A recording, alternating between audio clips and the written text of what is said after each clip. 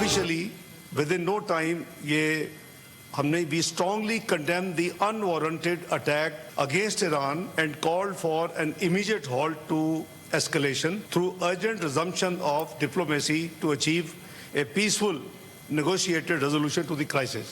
Within one more day, we had a very unfortunate khabar कि His Eminence Ayatollah Syed Ali Khamenei साहब को शहीद कर दिया गया है। उस पे हुकूमत और पाकिस्तान के अवाम की तरफ से वज़ीर आज़म ने बयान जारी किया। पाकिस्तान दिलो जान से ईरान के साथ खड़ा है। आयतुल्लाह खमनाई का कत्ल आलमी कवानीन की खिलाफ वर्जी है। ईरान पर हमले की मजम्मत करते हैं। मुज़ाकरात में मुस्बत पेशरफ के बावजूद ईरान पर हमला किया गया। ईरान हमारा ब्रादर मुल्क है। मामले के हल के लिए भरपूर सिफारती कोशिशें की हैं। नायब वज़ीर आज़म इसहाक डार का सेनेट में इजहार ख्याल। कहा कि पाकिस्तान की कोशिशों के बारे में ईरानी क़यादत बखूबी वाकिफ़ है। हम जितनी कोशिश कर सकते थे करते रहे। हमने ईरान के लिए हर फोरम पर आवाज़ उठाई। फील्ड मार्शल ने अपनी सतह पर बहुत कोशिशें की। मुल्क के अंदर इस मामले को गलत रंग देना ठीक नहीं। UN सिक्योरिटी काउंसिल में आसिम इफ्तिखार ने आवाज़ उठाई। अरब ममालिक के साथ मिलकर ईरान से हमदर्दी की गई। वज़ीर आज़म ने 14 जून 2025 को ईरानी क़यादत से बात की थी। हमारी करारदाद थी ईरान पर से पाबंदियाँ ख़त्म की जाएँ। दूसरी जानिब ईरान इसराइल जंग और मशरिक़ वस्ता की सूरत हाल पर वज़ीर आज़म का पार्लिमानी और अपोजिशन रहनुमाओं को इन कैमरा ब्रीफिंग देने का फ़ैसला।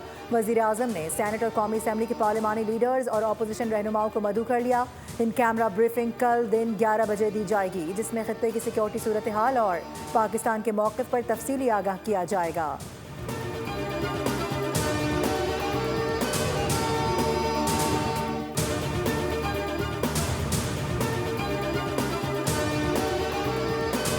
अमेरिका और इसराइल के हमलों में ईरान में जानी नुकसान में इजाफा। जंग के आगाज़ से अब तक 778 अफराद जाँ बहक हो गए। ईरान पर इसराइली और अमरीकी जहरियत ने मज़ीद तबाही फैलाई।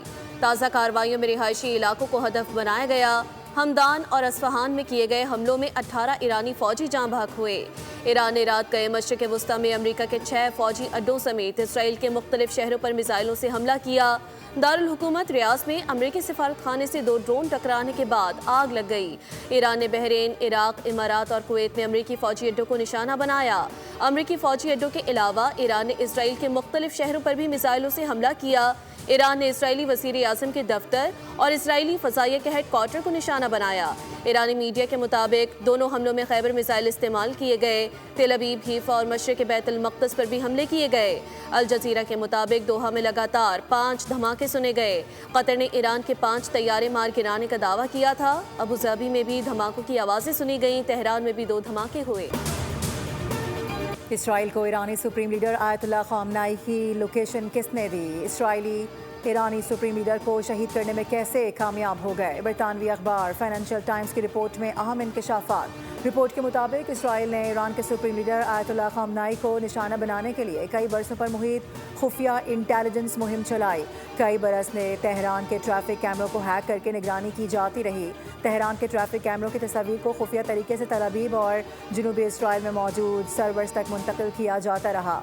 कैमरों की मदद से सिक्योरिटी एहलकारों की रोज़मर्रा सरगर्मियों, गाड़ियाँ पार्क करने के मकामात और कंपाउंड के अंदरूनी मामूलात पर नज़र रखी जाती रही।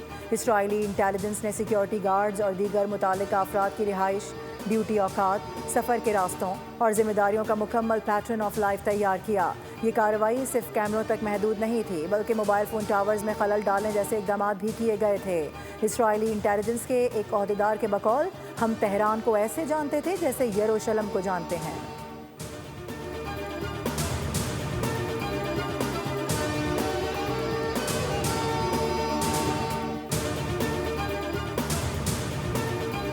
सऊदी अरब में तेल तनसीबात पर कोई हमला नहीं किया। सऊदी अरब की आरामको ऑयल रिफाइनरी पर इसराइल ने हमला किया।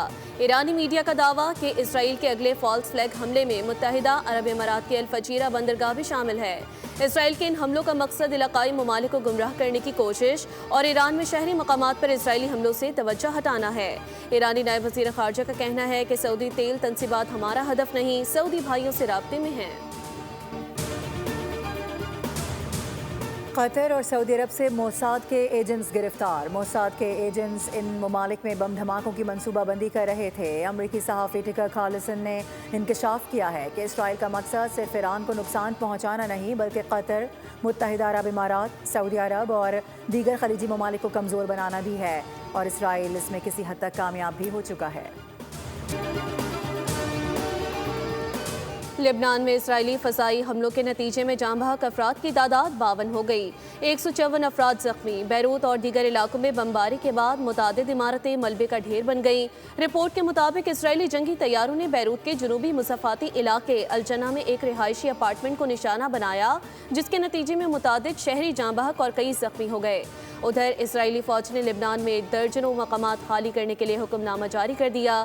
اسرائیلی فوج نے اپنے بیان میں 59 مقامات کی فہرست دی ہے اور دعویٰ کیا کہ یہ مقامات حزب اللہ کی تنصیبات اور مفادات کے قریب موجود ہیں، جن کے خلاف مستقبل قریب میں کارروائی کی جائے گی۔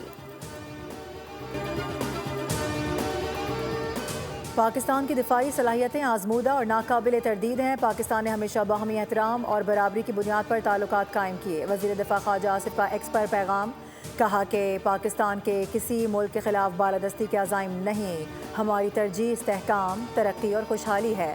الحمدللہ پاکستان کا دفاع ناقابل تسخیر ہے، قومی سلامتی مضبوط ہاتھوں میں ہے۔ افغان طالبان اور فتنہ الخوارج کے خلاف افواج پاکستان کی زمین اور فضائی کارروائیاں جاری۔ افغان صوبہ ننگرہار میں خوگانی بیس کو تباہ کر دیا گیا۔ سیکیورٹی ذرائع کے مطابق فتنہ الخوارج اور افغان طالبان کو بلا اشتعال جارحیت کے بعد ہر محاذ پر پسپائی کا سامنا۔ آپریشن غضب للحق اہداف حاصل ہونے تک جاری رہے گا۔ وفاقی وزیر اطلاعات عطا نے کہا کہ افغان طالبان نے شمالی بلوچستان میں قلعہ سیف اللہ، نوشکی اور چمنز اصلاح میں 16 مقامات پر زمینی حملے کیے، جبکہ 25 مقامات پر پاک افواج کے خلاف فائر ایٹ کی کارروائیاں کیں۔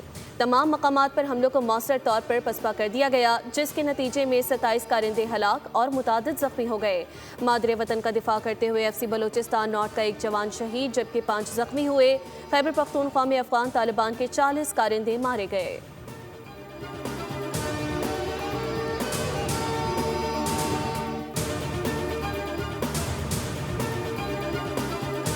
افغانستان نے جو جارحیت کی، جس کے جواب میں پاکستان نے جو ہے وہ جوابی کارروائی کی پاک فضائیہ نے، اور یہ جواب ہے بھارت کو بھی اور ہر اس کو جو پاکستان مخالف ہے۔ طالبان رجیم ہے، ان کا ایک پورا سیٹ اپ پاکستان میں آ کے ہمارے بھائیوں کو سریعام وہ شہید کیے جا رہے تھے۔ ہم ان کی آئے روز جو لاشیں اٹھا رہے تھے، اس پر پاکستان نے بہت دفعہ وار بھی کیا۔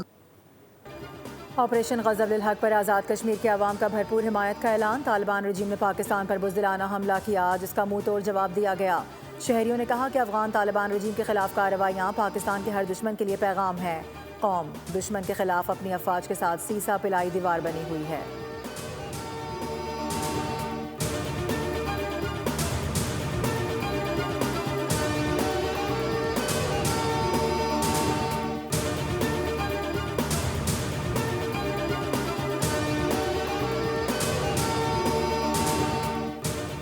وزیر اعظم شہباز شریف سے پیپلز پارٹی کے وفد کی ملاقات۔ مجموعی سیاسی صورتحال اور پارلیمان میں قانون سازی سے متعلق امور پر غور کیا گیا۔ وفد نے وزیر اعظم کو حکومتی قانون سازی پر تحفظات سے آگاہ کیا۔ وزیر اعظم کی قانون سازی کے عمل میں اتحادی کو اعتماد میں لینے کی ہدایت۔ پاکستان اسٹاک مارکیٹ میں آج تیزی رہی۔ 100 انڈیکس میں 5000 سے زائد پوائنٹس کا اضافہ ریکارڈ کیا گیا۔ انڈیکس 1,57,132 پوائنٹس پر بند ہوا۔ ایشین اسٹاک مارکیٹس میں کاروباری ہفتے کے دوسرے روز بھی مندی کا رجحان۔ جاپانی اسٹاک مارکیٹ میں بھی مندی کے بادل چھائے رہے۔ جنوبی کورین اسٹاک مارکیٹ 1.26% گر گئی۔ ہانگ کانگ اسٹاک مارکیٹ کا انڈیکس بھی 2% گرا۔ عالمی منڈی میں خام تیل بلند سطح پر برقرار۔ برینٹ خام تیل 79 WTI $72 فی بیرل میں فروخت۔ سبسکرائب کریں اور بیل دبائیں تاکہ کوئی خبر رہ نہ جائے۔